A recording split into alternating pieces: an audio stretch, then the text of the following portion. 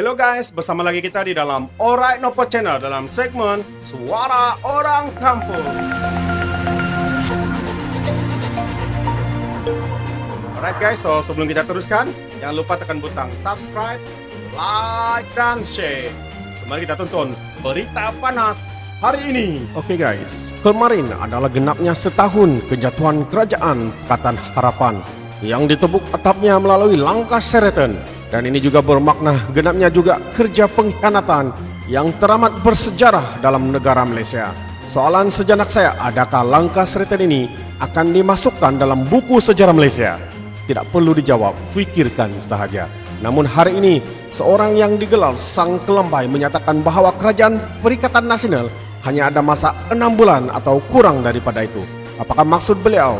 Mari kita ikuti ulasan berita ini 24 hari bulan Februari 2021. Katanya hari ini cukup setahun peranan UMNO memberikan sokongan kepada Muhyiddin Yassin bagi menubuhkan kerajaan setelah Tun Dr. Mahathir Mohamad meletakkan jawatan secara mengejut atas alasan kerajaan PH hilang majoriti, bila mana beberapa ahli parlimen PBBM dan PKR keluar daripada parti mereka. Insiden itu telah membongkar akan kelemahan perlembagaan PBBM atau Parti Bersatu.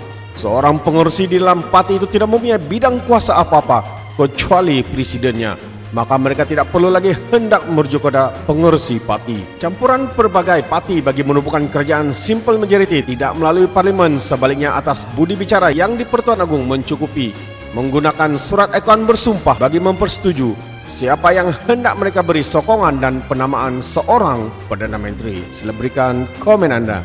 Maka keputusan atas bidang kuasa yang di Pertuan Agong bersetuju menamakan Muhyiddin Yassin sebagai Perdana Menteri yang ke-8 kesambungan kerajaan Baginda bagi menguruskan pentadbiran negara. Dari segi UMNO memberikan sokongan atas faktor asas yang perlu disegerakan, menghalang Tun Dr. Mahathir Mohamad dilantik semula menjadi Perdana Menteri kerana ada petanda bahawa Parti Bersatu berpecah dua dan kemungkinan PH akan bergabung semula. Bersetuju bahawa Anwar Ibrahim tidak dicalonkan sebagai Perdana Menteri, menolak DAP dalam kerajaan kerana selama 22 bulan DAP dalam pej khas Menteri Kewangan bertindak seperti merugikan orang Melayu, maka terlantiklah Muhyiddin Yassin sebagai Perdana Menteri Malaysia yang ke-8 katanya.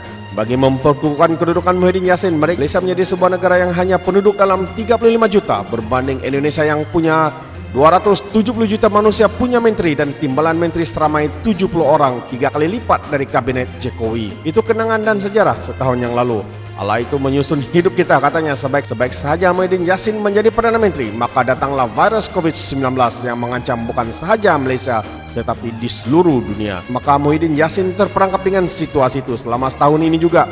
Beliau sebagai seorang pembasmi penyakit COVID-19 dan bukan sebagai seorang Perdana Menteri. Hanya yang boleh dilakukannya sekadar 3P, yaitu 1. Perutusan, 2. Perasmian maya, dan yang ketiga persidangan maya. Dalam masa setahun juga krisis gabungan kerajaan campuran tidak dapat dikawal. UMNO dan PAS yang bergabung dalam Mesyuarat Nasional mempunyai cara fikir bertembung. PAS di Perikatan Nasional dan UMNO bersendirian sikapnya. Maka dalam setahun ini juga kerajaan Muhyiddin menghadapi kekurangan majoriti berasal dari 113 kursi. Seorang MP UMNO meninggal dunia, tinggal 112 dan terus kekurangan bila 3 orang MP UMNO menarik sokongan kepada Muhyiddin Yassin. Maka Muhyiddin Yassin sekarang hanya Perdana Menteri dengan 109. Ini cukup memberi makna sebaik sahaja darurat ditamatkan, maka akan berlaku jatuh kerajaan Muhyiddin Yassin akan dibubar bila mana dalam masa terdekat selepas darurat itu ditamatkan. UMNO dan BN akan keluar dari kerajaan campuran. Kesimpulannya, kerajaan PN atau kerajaan Muhyiddin Yassin hanya berbaki 6 bulan lagi. Bersabarlah rakyat Malaysia, katanya. Jangan jadikan mendung berlalu menjadi hujan dan ribut. Masanya akan tiba untuk kita melihat Muhyiddin Yassin akan tersingkir daripada jawatannya dengan izin Allah, katanya. Ini adalah tulisan daripada Sang Kelambai menyatakan bahwa Kerajaan Perikatan Nasional pimpinan Muhyiddin Yassin bakal berakhir dalam masa 6 bulan ini lagi, atau mungkin juga kurang sekiranya parlimen dibuka dalam masa terdekat ini. Jadi saudara dan saudari, terima kasih kerana mendengar dan menonton video ini. Fikirkan, dan sebelum saya mengundurkan diri, seperti biasa peribahasa mengatakan, tapapun kangkap, 2 tahun keinginan. Sekian, bye-bye.